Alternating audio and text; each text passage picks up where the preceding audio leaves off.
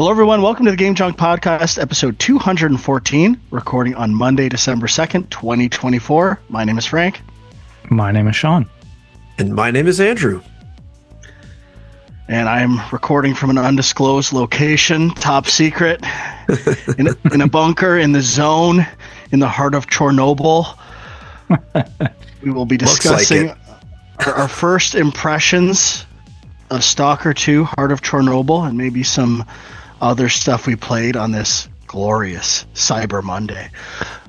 Sean, this is your favorite holiday of the year, Cyber Monday. Did you pick anything up? No, I feel like Cyber Monday just ain't what it used to be, you know? It used to be like Black Friday was in store, Cyber Monday was online. Now it's all online. So what's the point of Cyber Monday? Yeah, I remember what I remember to be my first Cyber Monday was at Silicon Knights. I'm pretty sure you told me about it, or someone, like you or DeRoche was like, oh, Cyber Monday deals, get on there. And while we were at work, and I was buying a ton of stuff. So that must have been 2007 or 8.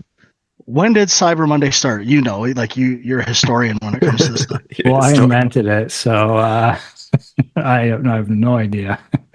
All right. Well, whatever. Other than that, everything all right with you, gentlemen? Yeah. I must say, on the Cyber Monday note, I went shopping like 2 weeks ago and went to Best Buy, and they had pre-Black Friday sales going like crazy. I'm like, what is happening now? They had the TVs stacked up like it was Boxing Day already. I'm like, oh my goodness, what is happening to consumerism these days? Like, I was blown away. I didn't even know this like pre-Black Friday sale was a thing. I was blown away. So anyways, we bought some stuff, but some Christmas presents. But man, it surprised me that there was so many pre-sale to the big day. And then it's like, do you buy now? Do you wait for actual Black Friday? Do you wait for Cyber Monday? Like, none changes. It doesn't really matter. But yeah, well, I don't want lining up for like in the morning, like super early, 5:30 in the morning on some Boxing Day, to pick up this like beautiful plasma TV that was on sale for, I don't know, like $5,000 off. And now I feel ridiculous because I think I paid like almost 10 grand for that TV. And now, you know, you buy a TV for like $600. Like, what the heck? I gotta check the numbers on this TV. $15,000. You got to buy a $15,000 TV? I'm probably exaggerating. Oh, okay. It's better if I exaggerate, Frank. It was a Panasonic Plasma at the time, and it would have been like probably around the time you're talking about, probably like 2006, 2007 era. So, well, I don't want to shatter. Check my numbers. I don't have the TV anymore, so I can't give you the exact serial number, but I've checked your numbers, and they're definitely embellished. I did a little inventory check in my head there, but I don't want to shatter the illusions of Black Friday, Cyber Monday, Boxing Day, but once you get plugged into an ecosystem like Red Flag Deals in Canada, I mean, these prices recycle all through the year. I haven't seen one price that didn't hit these lows or even lower with certain promotions earlier in the year. I'm not even going down the Rakuten and other point systems. Oh, yeah. Well, PC points, rabbit hole. So now, did I say this already? I might be repeating myself because it's pretty traumatic. But have I mentioned on this podcast that Shoppers Drug Mart is no longer selling electronics, including video games? They're phasing them out. I think you did mention it last time, okay, or maybe I just heard it on Film Junk or something. Well, I think somebody posted on the Discord about it at some point. But like, is that like in effect now, or is that starting next year? I think any stock that's there is already being liquidated. They're not really refreshing stuff on the website. So my dreams and ambitions of getting a PS5 Pro are gone. It's not going to happen. I think you overplayed your hand, Frank. I think you were the reason they saw the flaw in the system. I shared this information with hundreds of people, if not more. In my podcast life and outside of it. So, yeah, it's probably all on me. but what are you going to do? You got to move on. Life goes on. All right, let's get into this week's show. We're going to be talking about just what we played, no real news. I suggested possibly doing the absolutely atrocious IGN Top 100 PlayStation games list and analyzing it.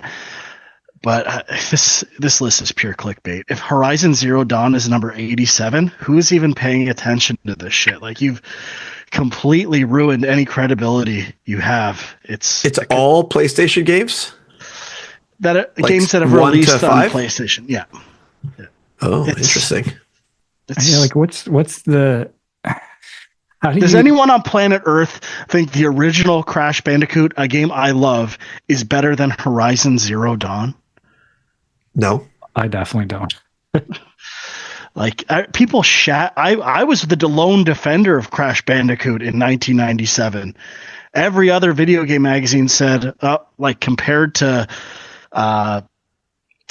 Mario 64, it's like a pathetic linear hunk of junk.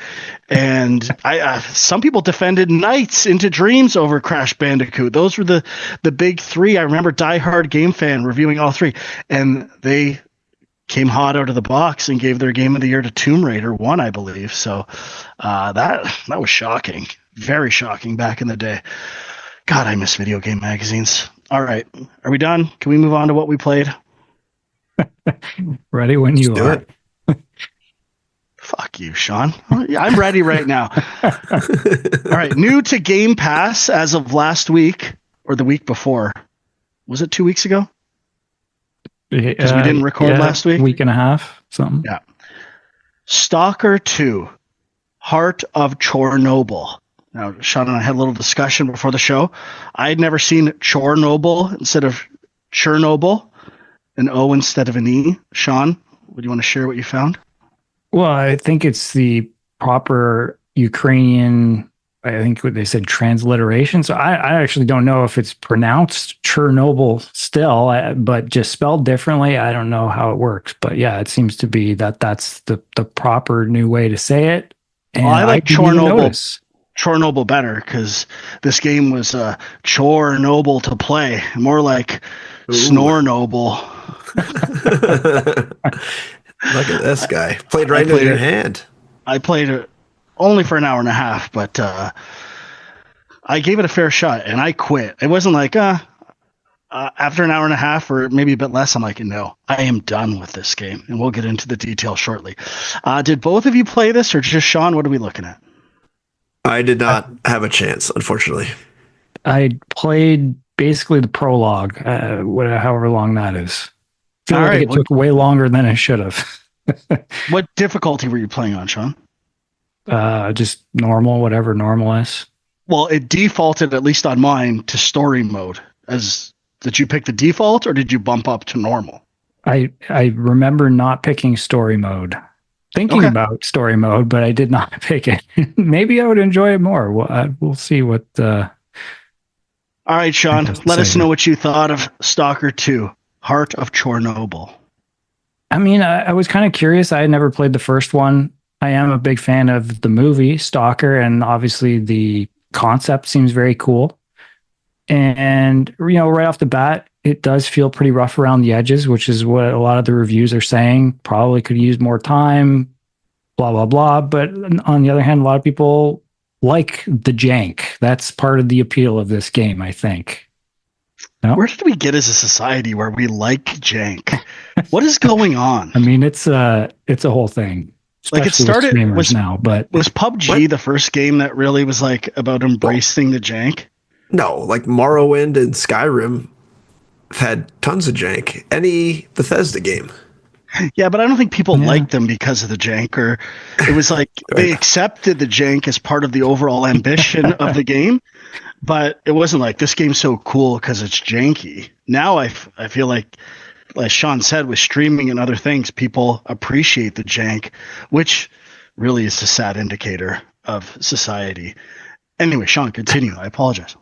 Yeah, no, I mean, that's definitely not part of the appeal for me, but I was curious to try it out. And, I like the atmosphere. I like some elements of it, of the setting and story and whatnot, but I did find it frustrating, like it got pretty early on. There's like a point where there's sort of like this invisible creature attacking you, and you're like, okay, I have a gun. I guess I can shoot it, or maybe I need to find the right place to shoot it from. Maybe I need to have better weaponry. Like you're thinking all these things, and eventually you're like, no, I guess I just have to run. And it's like it takes a while to figure it out, and that's kind of not enjoyable. But now, is this the first encounter with an enemy or the second? I had 2 enemy encounters in my brief playthrough. well, I think there's like some smaller enemy that you fight first. That's like not really a threat. Well, that thing destroyed me twice. Really? Yeah. I don't remember. But the invisible enemy, yeah, it's like a huge jump up, and that's where you're like, okay, is this like a Souls-like type thing, or am I missing something? And I think it sits kind of in between. Like it's a bit survival-y, it's a bit Souls-like. It's kind of, I don't know what it is, but it's definitely challenge is part of it, I think. Okay, so that invisible enemy encounter is where I stopped playing. I left this bunker, which is the first kind of landmark that you're led to in the game.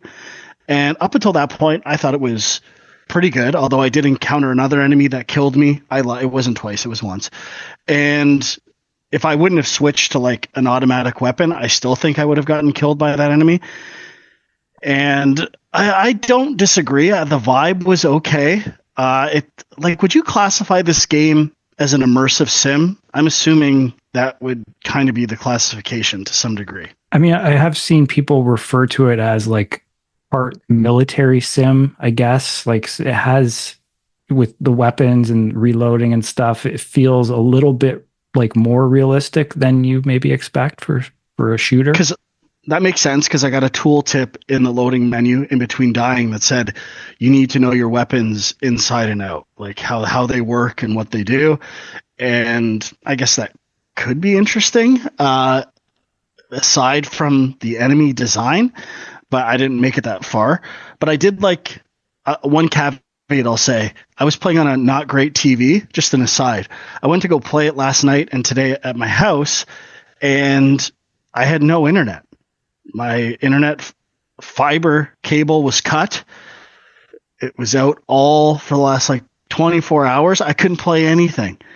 I couldn't play any digital game I'd purchased on Xbox or PlayStation. So I was not happy, and I was missing out on double XP weekends on COD. It took Kojiko way too long to fix this issue. Anyway, so I was playing on one of my parents' absolute garbage TVs today. So I found the lighting to be a little obtrusive, like tough to see what was going on, but I'm going to say that was because of the TV I was playing on, not the game necessarily. But I made it to the first bunker. One thing it has that I like, and I don't think enough games have, is a tangible inventory. So like kind of Resident Evil, accounting for space and size of items, and making decisions on what to take with you, although I didn't have to make any strategic decisions this early in the game. But I like that idea, and I wish more games had that. And I came out of the first bunker and ran into that enemy. I died. And I'd noticed this before, and this is talking to the point you had mentioned about, is it supposed to be hard like Dark Souls? I'm also confused, but when you die, it says lives lost to the zone or something like that, and there's a death count, and that really read to me as, we didn't want this game to be this hard, so how can we lean into it like, yeah, we know our design's terrible, but we want people to think it's supposed to be really hard. So we'll have a death count. We'll tell people how frustrating the game is. And then by referencing how annoying these deaths are, you'll be like, oh, that's the point. I'm supposed to die all the time. What fun. What a great idea. Let's just market how terrible our design is.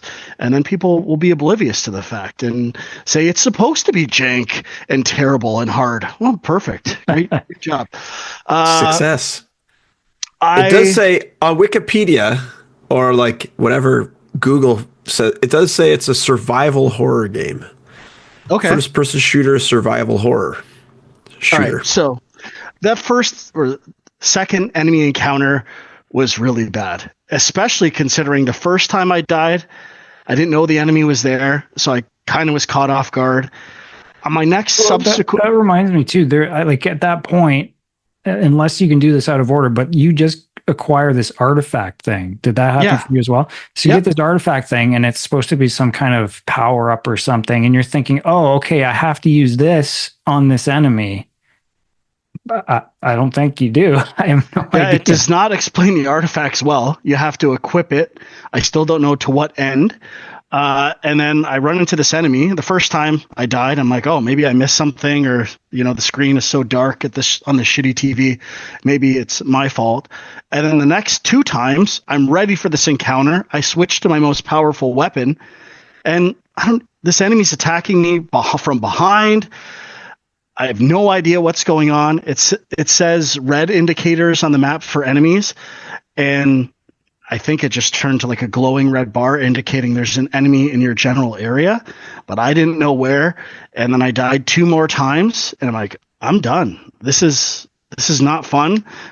This is an indicator that we're dealing with legitimately bad encounter design and game design, and I don't care how many times you tell me I died or how much you frame it as survival horror. This is not well done, and I'm going to peace out. So just 2 more weeks, I guess, until I can officially cancel my Game Pass after we roast the Great Circle. I don't know my soundboard. I can't play the choo choo, but Disaster. I cannot wait to cancel Game Pass. This output has just been abysmal this year. Yeah, so just on Stalker, like I played a bit more. Like as I said, ran away from that creature, got past that part. Then there's like a firefight with like three humans. And that part I was dying over and over again. And I don't really know why. I mean, you could say I suck. I mean, sure, I Well, do for to sure, some but degree. yeah. But there was like you couldn't like the guns couldn't aim, they weren't accurate enough at a distance. And as soon as you closed range, they like one shot kill. So like at some point I did switch to a different gun, which that was another thing. I had three guns, but there was only two equipped, and I thought I kept equipping the other one and it wasn't in there for some reason. But anyway, when I finally got the other gun in there, I was able to kill them because it was just a better gun. But then got past that. And then there's one other part I got to where I think this is like a pretty big mechanic in the game where there's like anomalies. There's sort of just these invisible force fields that kind of pull you in or push you around. And Well, you're supposed to, is it similar to the one you encounter in the wall when you first enter it, where it's like this kind of static creature reminiscent of Metroid Prime that you have to avoid when it's going through the pipes? Did you? no, well, these are, I don't think they're actually creatures. They're just like little whirlwinds kind of. And you're supposed to use bolts. You throw bolts to see where they are, which I guess I was confused about this mechanic as well. Like I thought the point was you throw the bolts to see where they are and you can kind of maneuver around them because they're invisible. But so, and I couldn't find my way out. So that's the point where I gave up. But I think what happens is you throw the bolt and it temporarily disables the anomaly and you can run through it. And I just never tried that. So that apparently is how it works. But I just, yeah, gave up at that point. So. I wasn't a fan of the map. The first time I opened it, it like opened in I think the center of the map, nowhere near where I was, and I'm like, what am I supposed to see here? And I had to like move the cursor down to like normally when you open a map, it opens with where you are relative on the map, and it just kind of felt very sparse. Seems like you unlock areas and information as you go, but I was not a fan of the map. I don't know. I feel like maybe we're just not part of the target audience for this game. It feels like it has a very specific, like hardcore fans of the original and these types of games, but definitely not for me. Yeah. And like the thought occurred to me, and this happened with another game I played, which I'll briefly talk about, but like, I'm like, oh, okay, maybe I could put it on story mode and I would still get something out of this. But then I'm like, there's so many games to play right now. Do I really want to do that? Like, is this like, if it's just not for me, it's not for me. Like, move on. Like, I don't, it's hard to sort of dig in with some of these games when they offer a frustrating, especially like initially, frustrating experience. Maybe it takes some time to get used to the systems. But why would you go through that when there's so many games to play? And the menus and icon design I thought was like really bad. It felt maybe a decade old in terms of like illustrations and how it looks. And just gameplay wise, if it's going to be focused on guns, I thought the gun, I'm playing Call of Duty and it feels great when you play it. The guns had no responsiveness. It felt kind of like I was spraying bullets into an ether. Not a lot of like response and feedback about what was going on with the weapons. So I don't know. I just think the game's probably been in development for a long time, and it already feels a little dated to me. Yeah. So I don't know if it's obviously, it has been in development for a long time. They've had plenty of, obstacles to overcome just to get this thing out. But yeah, a lot of people are saying maybe they should have taken a little more time with it. I don't know. I think so. All right. That's all I have to say about Chronobyl. You good? Yeah. All right, Huck, what do you got? Well, I'll start with saying I played a little bit more of Rise of the Golden Idol. I finished, I think the last time we talked, I was kind of stuck at the end of chapter 2, so I beat that. I kind of flew through chapter 3, and now I'm on chapter 4, and I haven't really. I think I'm on the second scene of chapter 4, and I just haven't had time to do anything more. But yeah, I was 3. I found pretty easy to get. 2 is definitely much harder. I found the same thing. 2 is might be the most frustrating one to me out of the whole game. It was very tricky. So 4 so far has been okay. And still some clever stuff going on. I'm liking the game. Definitely going to go back. Just haven't had much time. I was away all weekend in Ottawa, so I had my kids had a hockey tournament there, and so not much gaming going on this weekend, unfortunately. So just quickly, also I dove back into Hogwarts Legacy a bit, trying to finish that off because I was trying to play something with my wife a bit, and we fired it up, and she's just like, I'm not having fun playing this at all. Like we tried for like half an hour, and I'm like, yeah, I'm not really feeling it either. But then I came back by myself a little bit while later and just kind of like was trying to fire through some of the quests rather than just like collecting stuff. And it was going okay, but it was just a lot of kind of the same stuff, but it was still good. Like I still like the world that they created and the quest, but I'm at the point now where there's just like, it's way bigger than I thought it was, that game. There's just so much stuff, and I thought I was close to the end, and I finished a like main quest, and I was only like 7 of 14. I was like, what have I been doing for this? Like, I played the game for like 50 hours. What have I been doing? So I guess I've just been doing like mostly side quests and collecting random stuff. I don't know what I've been doing in that game, but there's still a lot of main quests left. And the main quest I did complete was quite long. So yeah, I don't even know how many hours I might have 10 hours left in that game still to go, just to complete the main quest. But yeah, I think that game's great. How long had it been since you played? Like, it can be tough to jump back into a game when you've been away from it for months. Yeah, so it had probably been almost a year, to be honest. And definitely the like spell switching, because the enemies have different shield bubbles for the different types. So there's like blue, yellow, and purple, basically. And so getting the dexterity back to remember how to like switch quickly and like where stuff is how I organized it was a little cumbersome. And so some of the fights that were a little bigger and a little harder definitely took me longer than I remember them taking when I was kind of fluid with the game.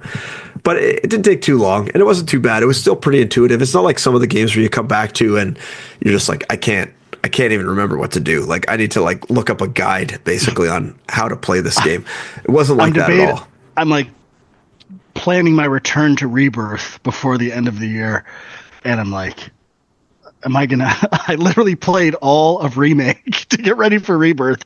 And now I've waited 8 months and I'm like, why did I do this? Yeah, I played a bit of Rebirth like maybe a month ago. And I just kind of went into it like, I'm just going to go in and hack and slash my way through battles. And it was fine.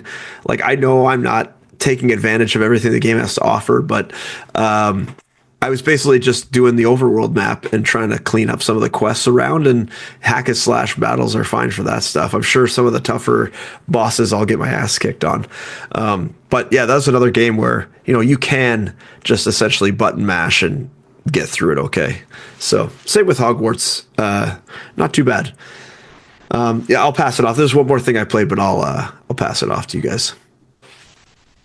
Just FYI, Hogwarts Legacy, 26 and a half hours for the main story on how long to beat, but completionist is 70 hours. So okay, well I'm at like 50 something. So and I think when I looked at like the overall percentage complete, I was like 70 or 75% done. So I've done a lot of shit in that game, and almost all of the challenges you have to do, I'm in the last challenge amount. So I've been doing all the things in that game. All right, Sean, what do you got? Well, I guess I'll just mention, Rise of the Golden Idol. I finished it. I did. You mentioned some grammar issues, Frank. I think the last puzzle, 100% doesn't make sense. A couple of the last puzzles. Now, I don't like the word before a space. I think so. I don't remember exactly now, but turning them into something, and it should be a plural. It should be a plural word, and that word is not listed. Right. But the couple of the last, like on the final chapter, I started using. I don't know if this feature was always there or what, but like you can show which blanks are correct and which ones are wrong. You know what I mean? Like it's not just that's like a cheat. That's like a helper thing. Yeah, which it's called cheating.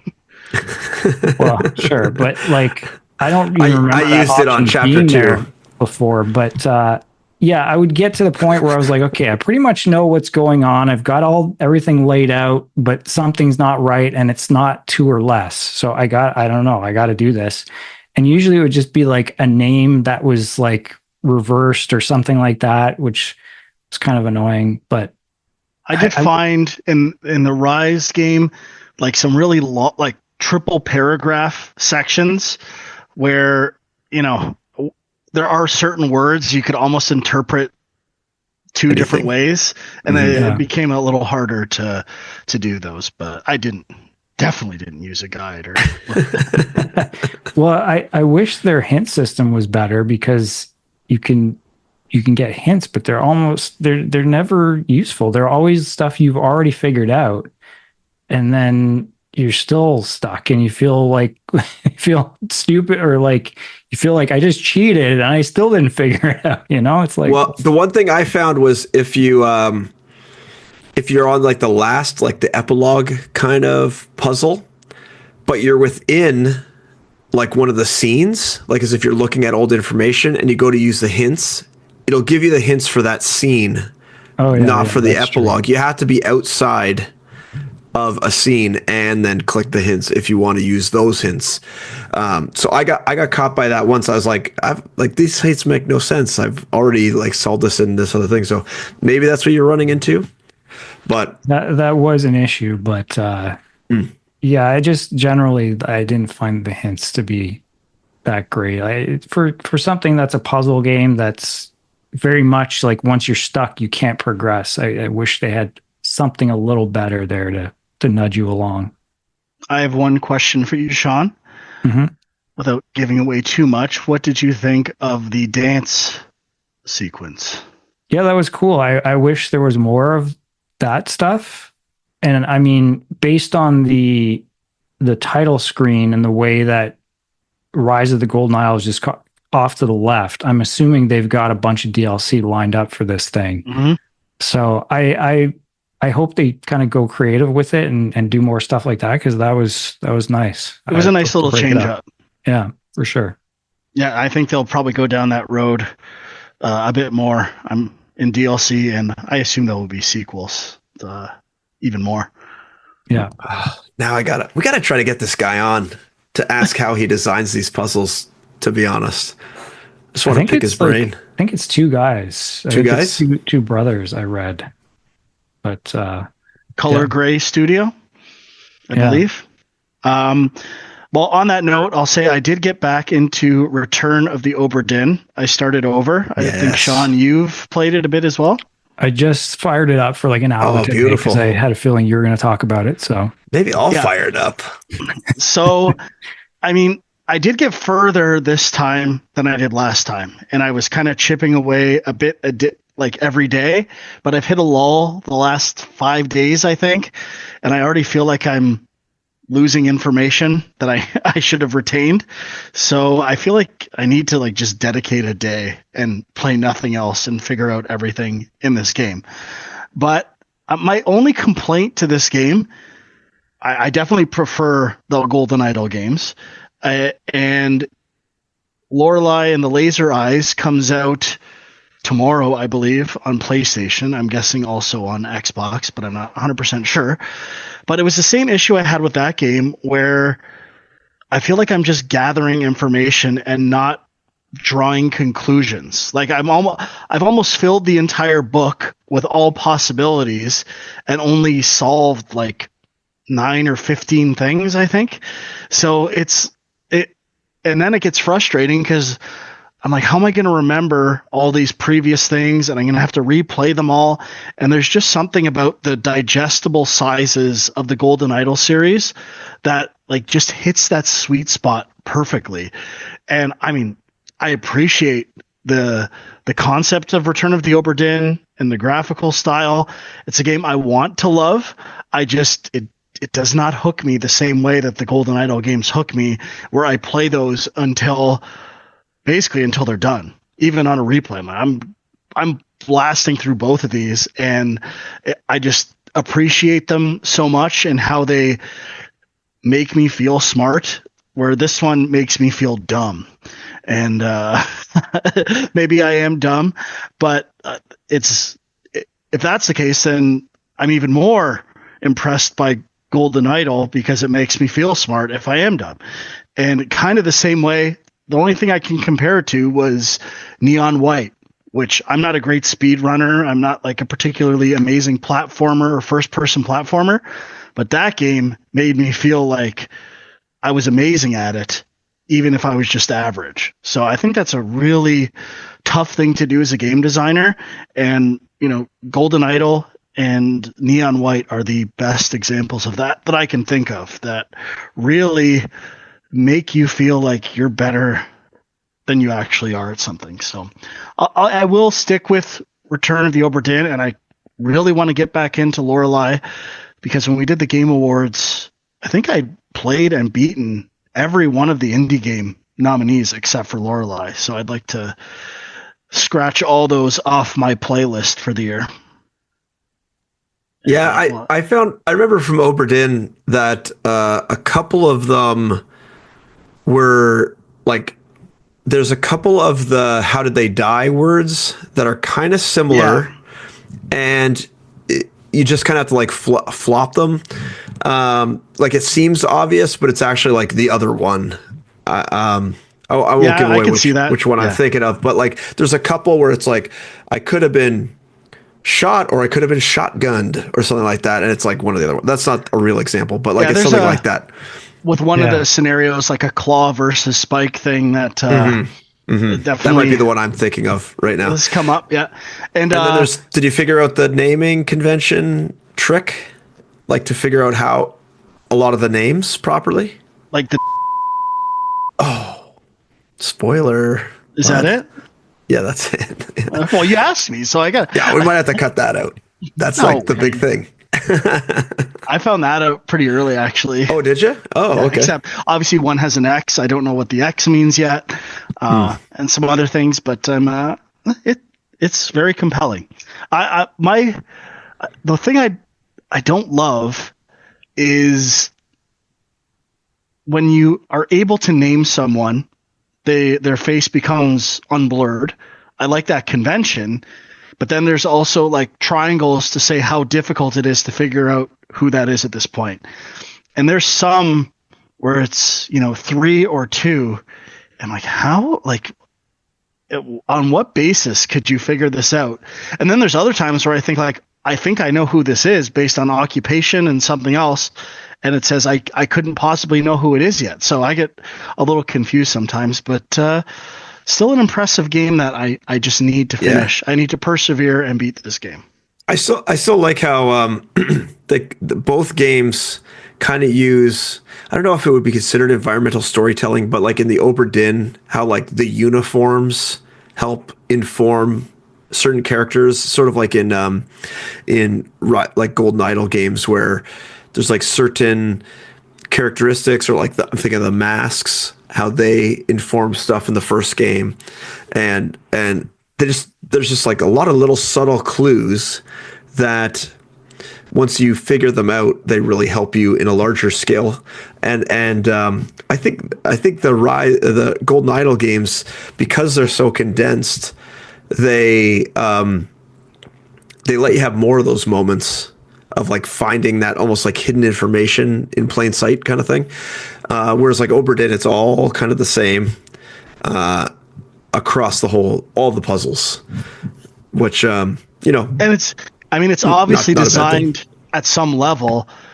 If you're making huge conclusions too early in the game, you'd be less incentivized to follow the trail all the way through all the chapters of the book, right? So it's kind of stuck between this, how I assume, based on what I've read about other stuff, by the time you fill in the whole book, things start to become really evident.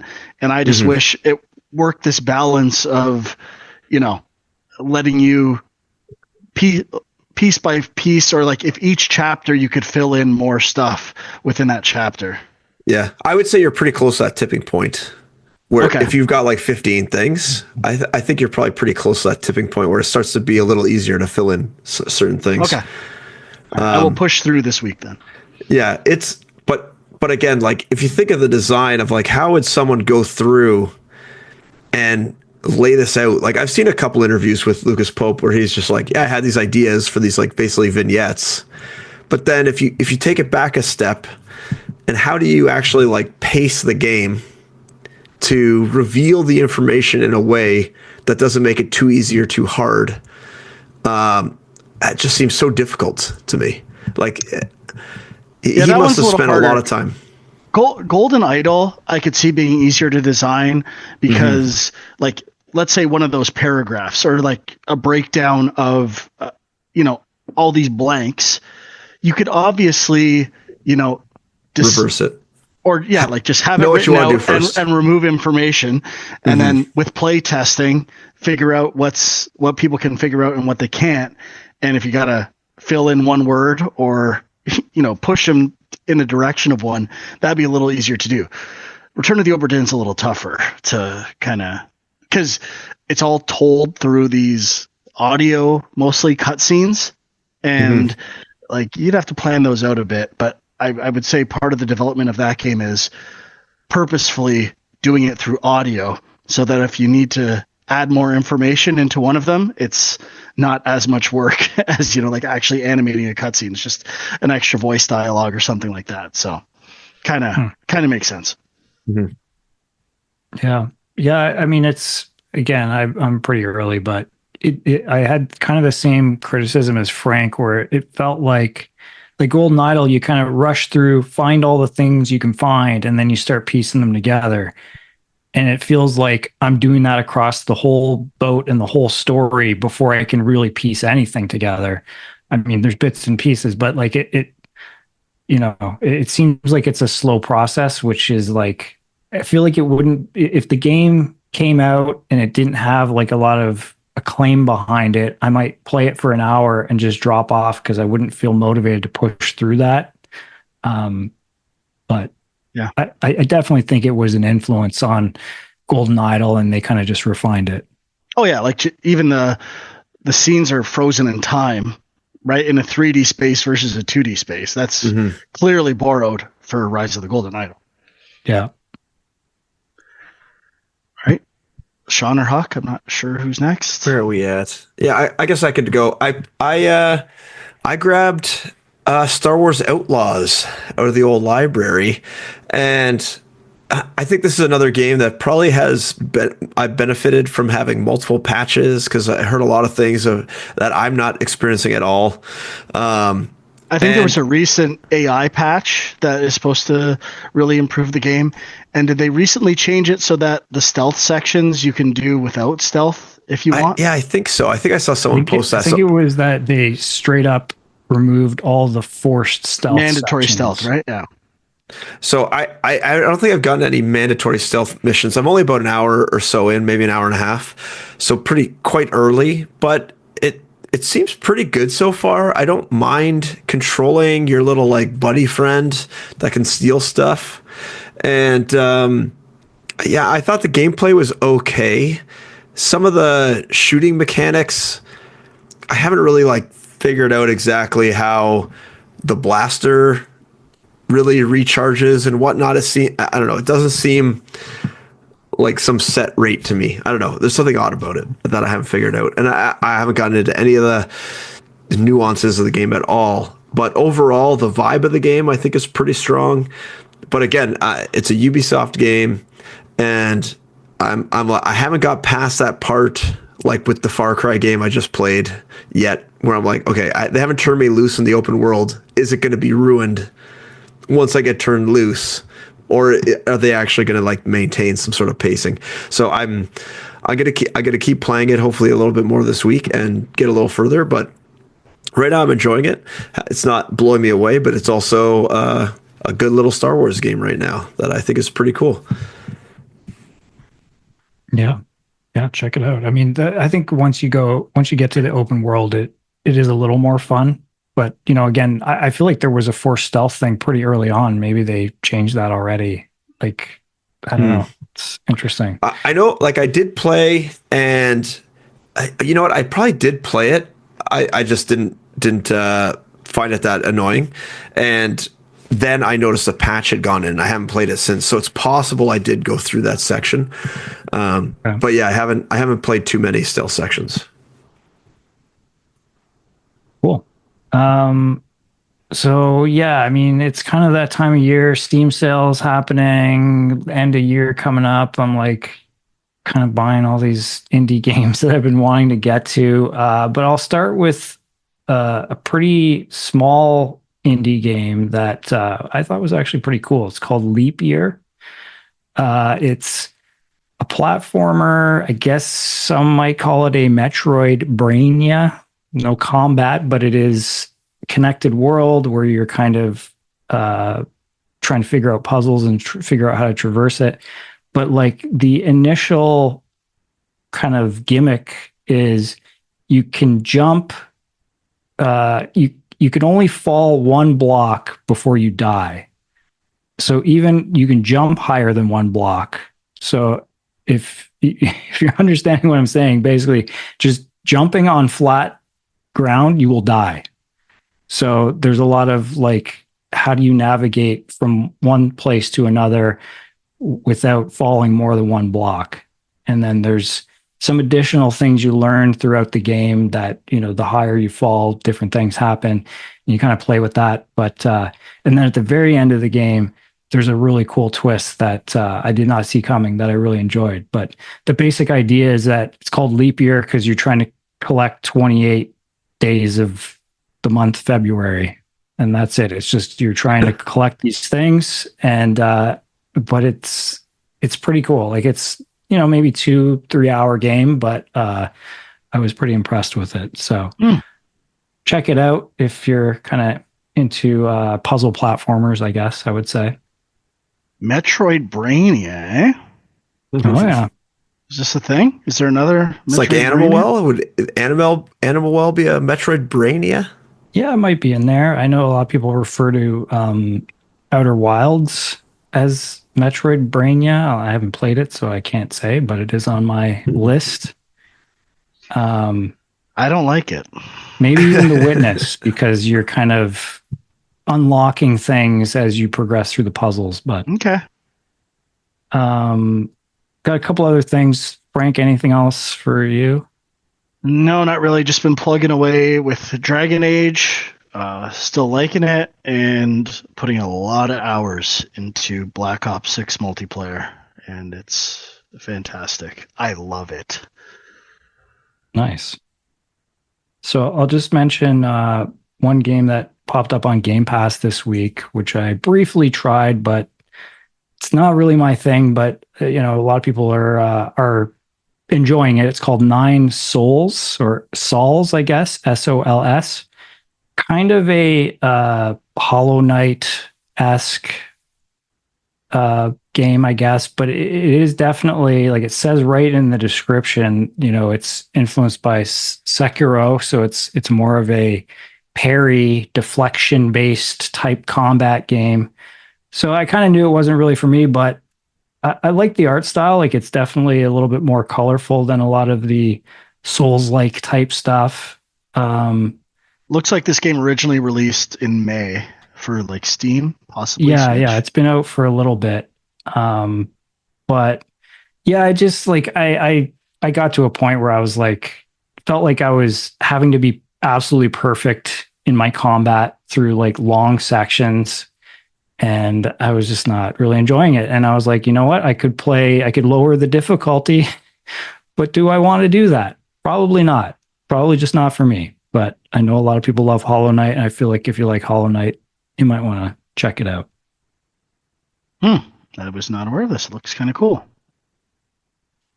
And I'll mention a free indie game that I've been playing called Slider, which is, I guess it's kind of a Zelda-like. It's like a black and white. It reminds me a lot of Minute, that game, MINIT.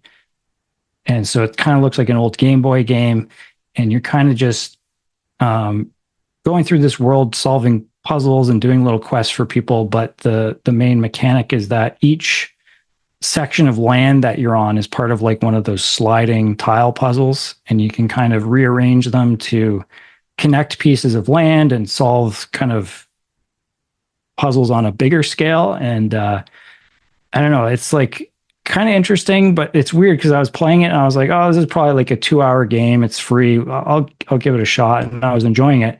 Then I looked it up. It's like 13 or 14 hours. I was like, what the hell? This is a free game. So, I mean, What was it free on?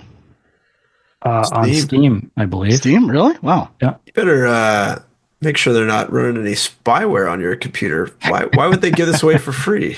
Well, I don't know. I read a little write-up on the game, and I guess the developer said it was partially because of how it was developed, which I don't know if that's just like people worked for free on the game, maybe, or they weren't paid for their work, so he didn't want to charge for it. That's what I'm guessing that means. But more than anything, he just wanted as many people as possible to play it.